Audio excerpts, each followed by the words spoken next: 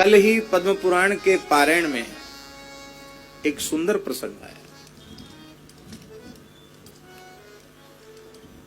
भगवान शिव पार्वती जी से कह रहे हैं कि यद्यपि काशीपुरी बहुत श्रेष्ठ है, काशी आदि पुरियां बड़ी श्रेष्ठ हैं, लेकिन उन पुरियों में मथुरा जी अतिशय श्रेष्ठ हैं। क्यों हैं? ब्रजमंडल अतिशय श्रेष्ठ क्यों है?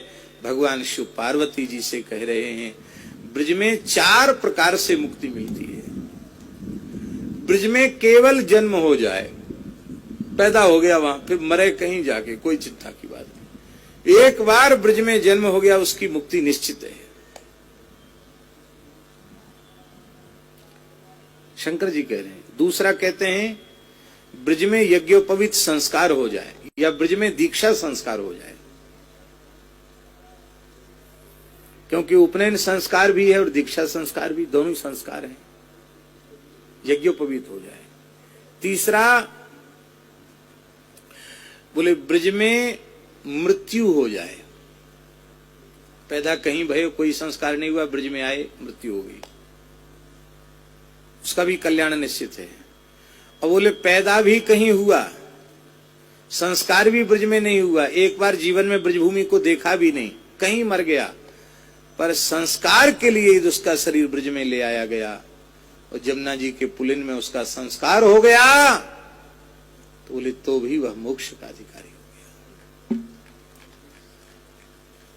तो शंकर जी कहते हैं कि काशी में मोक्ष तो मिलता है, पर काश्याम मरणान मुक्ति, वह मरने से मोक्ष मिलता है। यहां तो 4 तरह से मोक्ष बंटता है।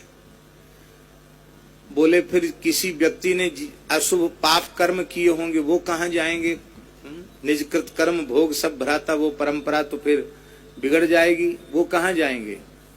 तो बोले ब्रज में जो मर जाते हैं ना जीव, जिनका संस्कार भी हो जाता है ब्रज में, उनके मालिक भूतेश्वर बाबा हो जाते हैं। पद्म पुराण में लिखा है, कल ही आया पाठ में। भूतेश्वर महादेव के पास चले जाते हैं। क्या करते हैं भूतेश्वर बाबा?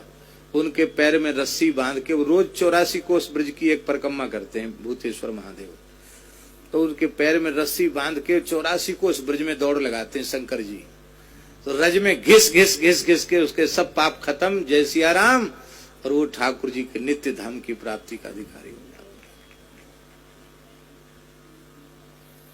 बड़ी अद्भुत महिमा है।